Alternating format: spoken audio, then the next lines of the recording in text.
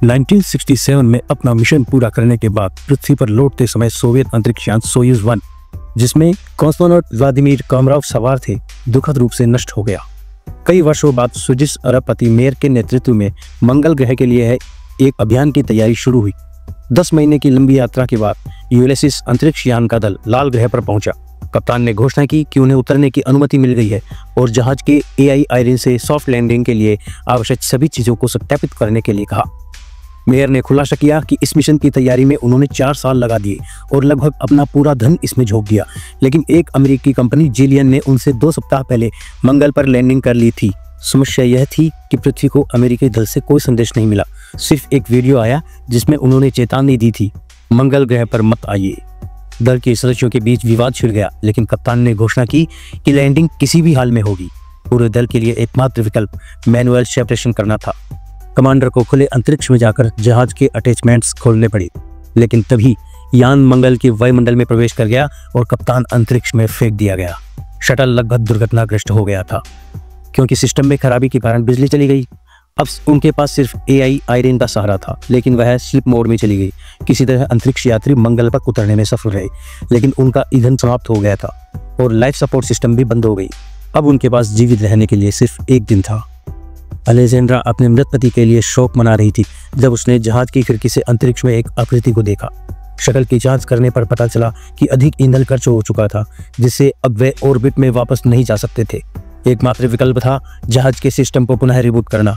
Engineer BECIL को याद आया कि AI में एक ऊर्जा बचत फंक्शन था। उसने रिबूट की प्रक्रिया शुरू की, लेकिन आयरिन फिर भी चालू नहीं हुई। मार्स रोवर को अमेरिकी अंतरिक्ष यान का मलबा मिला और एक सोलर पैनल भी, लेकिन अमेरिकी चालक दल का कोई संकेत नहीं था। जब वे लौट रहे थे, उन्हें एक बेहोश अंतरिक्ष यात्री मिला। जिन्ना ने उसे बचाने की जिद की। अंतरिक्ष यात्री जागने पर उसने बताया कि उसे कुछ भी याद नहीं था। इसी बीच आयरिन अचानक सक्रिय हो गई और अमेरिकी अंतरिक्ष यान के ब्लैक बॉक्स को स्कैन करने लगी।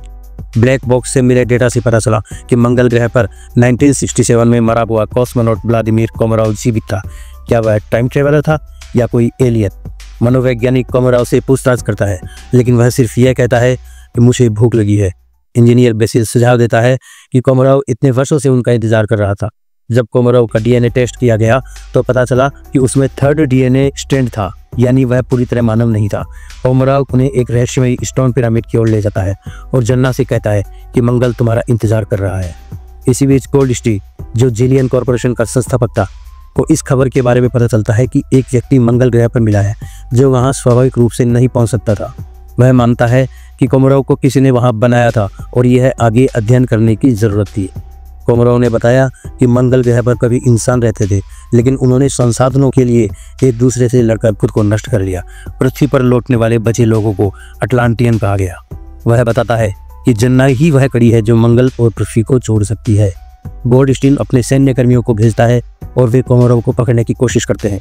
इसी बीच आयरिन टेरी से एक इंसानी दिमाग जैसी सोच विकसित कर रही थी। अंत में यूलिसिस का दल पृथ्वी पर लौटने की तैयारी करता है, लेकिन जिन्ना को पता चलता है कि अब लौटने का समय नहीं बचा है। सभी को अलविदा कहकर वह मंगल पर ही रुक जाती है और यहीं पर पहला सीजन समाप्त हो जाता है। वीडियो अगर पसंद आया हो तो हमारे चैनल को लाइक कीजिए, सब्सक्राइब कीजिए और कमेंट बॉक्स में कमेंट कीजिए।